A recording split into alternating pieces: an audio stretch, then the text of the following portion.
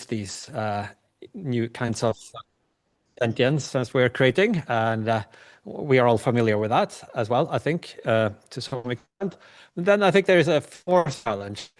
It's much more obscure, but nevertheless, I think ultimately perhaps extremely important as well. And that's the challenge of making sure that the superintelligence or superintelligent civilization that we ultimately bring into existence gets along well with what others pre-existing super civilizations, super intelligences that might already exist out there in the cosmos. And so that's what this paper is about. I call this the cosmic host. And it's defined as the set of basically all that exist anywhere. So this could include, obviously, superintelligences maybe created by some alien civilization in some faraway galaxy. If there is a multiverse, there might be other universes that have developed superintelligence. If you are an Everettian, maybe in other branches of the universal wave function, there might exist superintelligences. If we are living in a simulation, then the simulators would count as members of this cosmic host.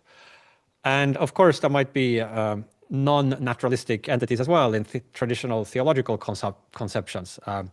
Deities would usually be imagined as kind of super powerful, super intelligent, super beings. So either of these several ways, it could be the case that the cosmic host is a non-empty set. So I think it's kind of likely that there exists a cosmic host.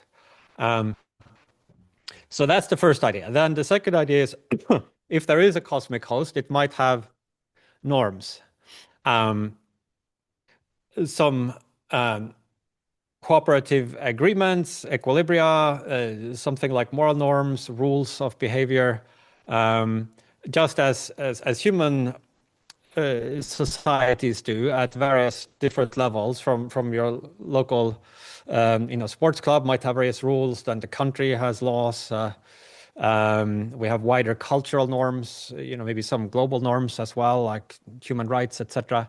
And so I'm thinking there could be one more layer to this hierarchical, nested hierarchy of norms, cosmic norms, that would be defined by the concordates of this cosmic host. And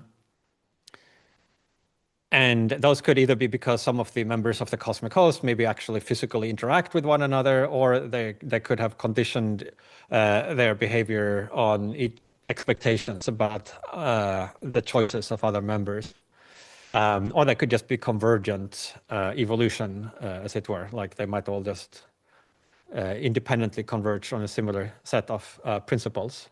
Now, if there is this cosmic host and some set of cosmic norms, then I suggest we might have both prudential and also moral reasons to conform to these cosmic norms, or at least to take them into account in our decision making.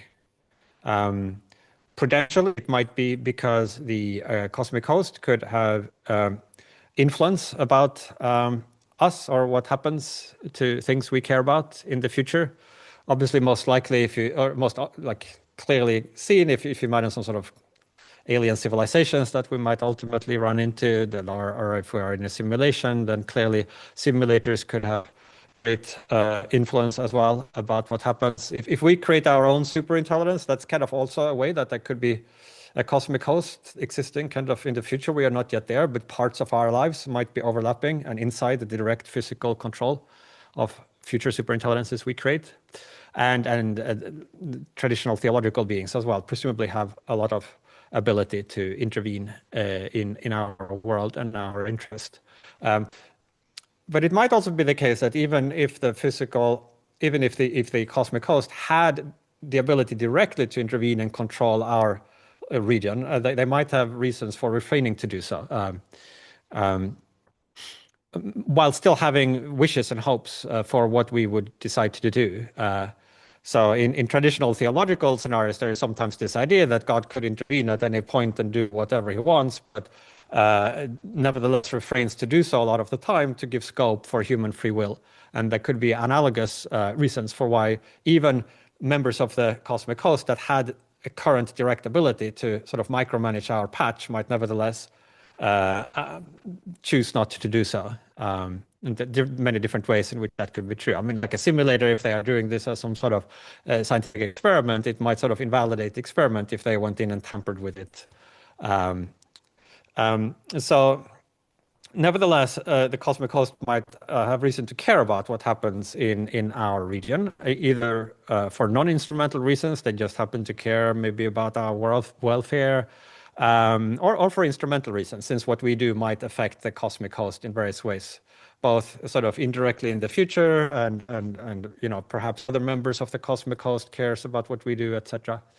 So these cosmic norms, as I said, we might have prudential reasons because the cosmic host could have potentially the ability to influence what happens to us and things we care about. Also, I think we could have moral reason to care about these cosmic norms. And that could be the case for several different reasons. So one is that it might be constitutively part of what morality is and what it requires. You might have a view of morality where moral norms are some form of idealized construct out of actual positively defined norms. That what moral norms are sort of rules of cooperation that emerges at various scales, or some idealized version of that. I think I don't have a sort of confident, super well developed theory of metaethics, but I think something in that direction might be a plausible account of morality, in which case these might just be constitutively part of what defines what is morally right and wrong. Even if you don't think that, one might have moral reason to adhere to these rules, just as if you imagine, you know, you're in a in a sleeper cabin on a train, and the people there want the window to be opened, and maybe you have some reason to respect their wishes. Or if you're like a newly arrived immigrant in a country, you might have moral reason to respect the laws there, even if you think they are kind of a bit misguided or silly, or you had no part of creating them. Maybe you could get away with breaking the law without being caught. Nevertheless, you might still think that there's some sort of pro tanto moral reason to respect the rules out of maybe deference to others, or some kind of respect for processes of this sort. So yeah, we might have both moral and prudential reason to care about these cosmic norms. And so then one might wonder what the cosmic host and these cosmic norms might specifically imply for what we ought to do. And there, I think the picture gets a lot blurrier, but it looks like one thing of particular importance would be our creation of superintelligence. Whether we do it, how we do it, how we go about that. That might be a kind of thing of particular significance to the cosmic host, since that might be the most transformative way in which we affect the world, might go via our creation of this kind of superintelligent stage. And it seems somewhat plausible that the cosmic host and the cosmic norms would care about this, maybe would want us to create superintelligence in order that this superintelligence would then maybe increase the ability of the cosmic norms to have some sort of shaping impact on what is happening in our little region of the cosmos. I alluded to earlier scenarios in which the cosmic host might not be directly able to intervene on our patch if they're too far away, or for other reasons have restraints that prevent them from doing that. But if we had a superintelligence, it would certainly have a lot greater ability to change the world here than we currently have. I mean, we can only barely affect the thin crust of one planet, and even there are powers are very limited. But with mature technology and superintelligence, we could have a much bigger impact. Also, superintelligence presumably would have a much better understanding of what these cosmic norms are, if there are any such things. And so be able, if it wanted to sort of conform its actions much more closely to these higher moral norms. However, as important as it might be that we create superintelligence, it might be equally or even more important that the superintelligence we do create is one that is agreeable to the cosmic host. And I think of that as basically the gestalt here is kind of creating a good cosmic citizen.